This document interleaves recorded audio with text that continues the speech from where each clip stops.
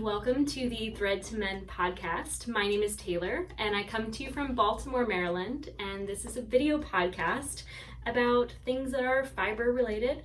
I usually talk about knitting and spinning, and I want to start this podcast video with a comment shout out. This comment shout out is to Issa Rose. On my previous podcast episode I published almost a month ago now, you wrote, "I love what you said about not being anyone's silent majority. It's your podcast, so go for it. Love the jacket. Also, my cat adores your voice. Every time I watch one of your videos, he comes over and chills out and pays attention. And yes, tax the rich." Issa, I want to thank you so much for taking the time to not just watch my podcast, but watch it all the way to the end. Your minutes here, your views, your likes, your subscriptions, they all matter so much to me, and I want to thank you all so much for being here. If you haven't already found me on social media, you can find me on Ravelry, Instagram, and Twitter as Taylor E. Owen. Feel free to reach out to me on any of those platforms if you like. And if you have anything that you would love to comment on, please leave a comment below. Your words are always welcome here. And I don't know if I've already introduced my co-host. Her name is Star Baby Moonchild. You will often see her feature herself in my podcast series of videos. And we have a lot to talk about today.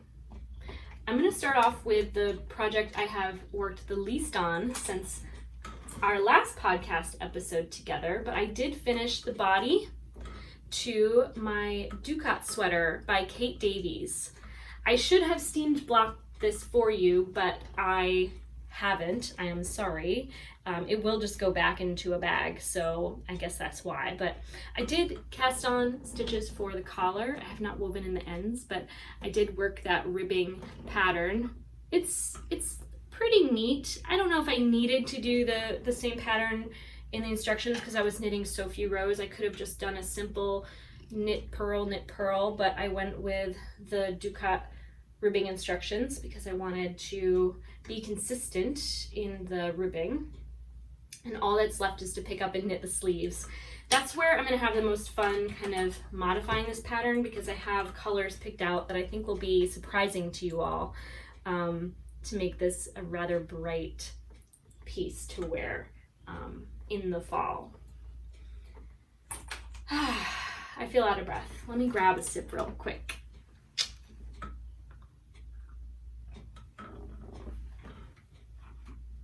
So I cast on this project very impulsively. It is a design by Caitlin Hunter. So many of you are making it or have made it already. And it's absolutely gorgeous, is it not? I am knitting it with my own hand spun, which I'm very excited about each time I have the opportunity. I love knitting with my hand spun because it teaches me more about spinning without even having to spin. I learned so much about my work when I work with my work. So I'm really enjoying this. It is so squishy. This yarn is spun a little tight, and all of my hand spinning is a little bit thick and thin. It'll usually maintain a somewhat consistent weight, but have little blips where it leans towards one edge of the spectrum or the other. And this is yarn that I spun from a fleece that I purchased last year at Maryland Sheep and Wool, I want to say. I can't quite remember. It's a Cormo fiber, and I dyed it with Black Eyed Susans, and I plied 3 different dye baths together to make a 3-ply yarn so that it would be as consistent as possible. And then the contrast color I spun with a Malabrigo noob skein or braid of fiber. I think that the colorway is called Glitter. I'll give you a close-up of it if I can. Stuck here. And you can see that it's a 2-ply yarn that gives it this barber pulling effect. I can never trust that my cat is not going to chew through my yarn. Did your cats ever do that? Leave a comment below if your cats chew up your yarn too. I'm just loving this color work. I had already split for the sleeves and started knitting a sleeve. However, I screwed up the short row instruction. I shifted the beginning of round marker to the completely wrong spot after I thought I fixed my mistake, and I need to open up the yoke again to resplit correctly, just to make sure my short rows are even in the back. I don't want my sweater's short rows to be on one side as they were, because I can't read instructions. It was totally my fault. But that is really probably my most exciting thing that I'm working on. I'm playing a little bit of a game of yarn chicken. If you're not sure what I mean by yarn chicken, it means that you think you don't know if you have all the yarn you need. You might run out of yarn.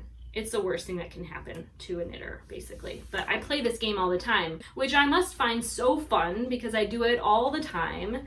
And I don't know who doesn't anymore. It is 2020.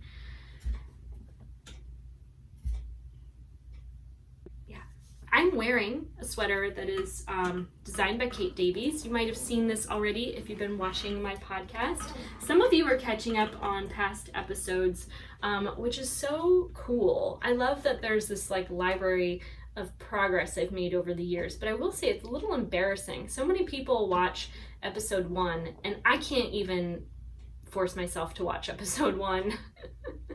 But I feel like I've come a really long way in my delivery and methods and editing. I've been having a lot more fun with editing lately, and I'm getting a little bit better at it, I think. And that's really all the knitting I've been doing. I've been obsessed with this, but I realized I made that mistake earlier, and I need to fix it now, which is a little bit of a bummer, because I can't show off all my progress and be like, look how far I am.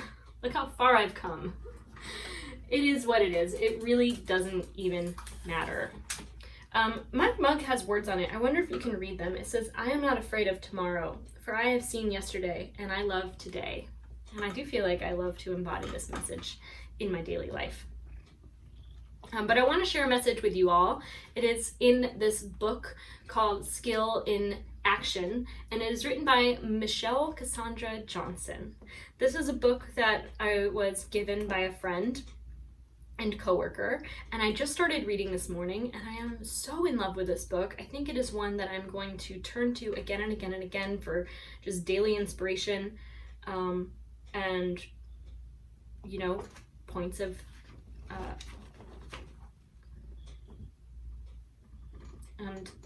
knowledge to share with my own class that I teach. And I'll just share a little bit of something from it with you all. Okay. I'll just read this on liberation. As with the definition of suffering, many religious and faith traditions, including Buddhism and Hinduism, focus on the pathway to enlightenment coming through freeing ourselves from the attachment to afflictions, our own suffering, and shifting our consciousness such that we can be free regardless of the circumstances. In Man's Search for Meaning, Viktor Frankl discusses the space between what is happening to him and what is within his power to change these conditions. He describes the physical and psychological experience of being in a concentration camp, and his response was, quote, between stimulus and response, there is a space, and in that space is our power to choose our response. In our response lies our growth and our freedom. Viktor Frankl is correct. From a psychic perspective, our freedom does live between what is happening to us, the stimulus, and a response. Liberation is understanding our humanity and being able to see the humanity in others such that we understand our freedom is dependent on others' freedom. Analyzing and cultivating awareness is a lifelong process. Yes, we operate in a culture that assumes social justice, race equality, and civil rights are for the benefit of the people being most oppressed in our culture. And it is important to understand that injustice, racism, and the lack of civil rights affects us all. And work of understanding how is important for everyone. We have to develop awareness of ourselves and of our communities and of the world, both as individuals and in community, and we have to work together to love ourselves into who we are. We have to believe in the possibilities of creating the world we want to see by walking our talk and learning from our mistakes. None of this is easy, but we have to do it anyway. That's just a page from this brilliant book. And again, it's called Skill in Action. If you're interested in yoga, if you're interested in social justice work, if you're interested in brilliance, then I would definitely get a copy of that. I'll leave a link to it below for you to see. I have attempted to record this podcast a couple times. I don't know what it is. Sometimes I find that editing it is just too challenging, and I'm like, I'm gonna try that again. I haven't talked about the sweater I'm wearing. This is also a design by Kate Davies. It is one that I've recorded in Ravelry. I forget the name of it, but I did knit it with my own hand spun also. And it is a form and shape that I very much appreciate and enjoy. Again, I say this in like all my videos, I love that it's not in my armpit, which I have a feeling this sweater is kind of going to be up in my armpit, and I might try to minimize that somehow since I have to rework the splitting for the sleeves anyway. I really don't know. Maybe I'll try. I feel like maybe I should have knit this in a bigger gauge already. I don't know. But this sweater is done and it's fine. I did run out of yarn also. Actually, I didn't, but I stopped knitting it sooner than I think I meant to. It's kind of like a shorter sleeve, kind of like half sleeve, kind of almost 3/4 length, but not really. And I would love to knit the sweater again, but make it a little bigger and looser, and maybe with a heavier weight so that it has maybe a little more body to it. But I really like this, and I like the color changing. I wanted it to be very geological in its color shifting. And that's about it. And I soon hope to finally pick this one back up again. If you haven't seen this in a while, it's my Herning shawl, and it's this big, gorgeous gray piece of mohair and wool held together, silk mohair and a single ply wool. And I just have to knit the lace border and apply it, which I'm waiting to do before I cast these off, because I think I would like to apply it as I cast off these stitches. Ooh, I just found a little drop stitch right there. I can fix that too. I'm gonna mark this with a stitch marker so that I don't forget.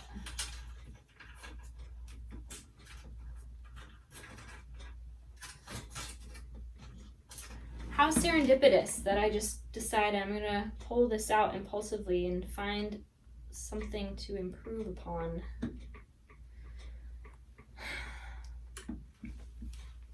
There's so much to do. What are you working on? Are you making anything right now? Are you reading a book? I'd love to know what book you're reading if you are. I'm not an avid reader, but I'm trying to do better and to improve upon myself as much as possible. Books are very helpful for that if you need an external perspective on something. But I also like podcasts too, and I will be honest, most of my podcast listening is just guilty pleasure true crime stuff. I've been into true crime for a while, probably my whole life, to be honest with you, which sounds spooky and scary, but I remember sometime in high school writing papers on like John Wayne Gacy and all these serial killers. I wonder if I worried anybody back then. While I've been knitting, I've been watching the Golden State Killer trial. Have you been watching this? It is crazy, iconic moment in true crime history. This man, let me just tell you. If you are not aware, this man, trigger warning, raped and murdered women and men. He raped the women. He murdered men and women for like decades in California. He just would wake them up in the middle of the night with a flashlight in their face, and he would have the women tie up the men and then like stack teacups on them so that they couldn't move, or he would shoot them. And then he would rape the women while the men watched or while they were in another room. And then he would like torture the women, abuse them in many different ways. And then sometimes he killed them and sometimes he didn't. I think he was interrupted a few times, so there were survivors of his worst crimes. He also, prior to doing all of that, would like burglarize people, stalk people. He was just a horrible person, and long and behold, this man was a police officer like the whole time. There's so much that needs to be fixed in policing in the United States, and just the fact that this guy, like the most sought after criminal forever, is a police officer, was a police. Do you know that he got fired from one of his policing jobs? Not his last. He got fired because he was caught stealing like rope and tape and bear spray. That is suspicious. And they still let him be a cop. He wasn't prosecuted. He wasn't investigated. They were never like, that's strange. There's all these rapes and murders happening. Like, what the hell? Ugh.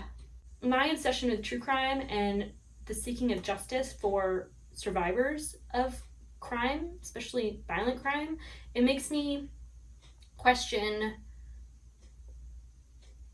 everything, because I do believe in transformative justice and communities working together to create the world that they want to live in. But like, we also have to lock some people up. I also don't even know that I don't believe in capital punishment when you think about some of the things these people do. I get that living is a punishment, but I kind of just would like a little eye for an eye. You know what I mean? Just a little eye for an eye. Just a little bit. Like, just for the people, it is beyond proof. Like, I mean, I don't know. I know it's bad. I know. But do they deserve to breathe? I don't know. What do you think? Let me know in a comment below.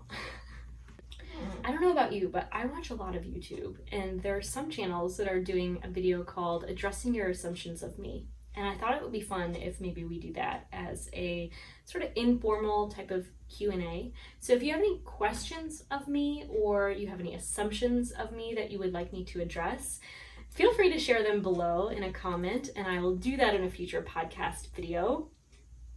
And I just want to thank you so much for taking the time to hang out here and catch up with me on my knitting adventures. If you haven't already, please like and subscribe to my channel. Hit the bell for notifications so that you know when I have a new upload posted. And feel free to share this with your friends or your family that you think might enjoy it, because sharing is caring, and I'm just so glad you're here. I'm so glad you're here. Thank you so much for watching. Have a great day. Take care.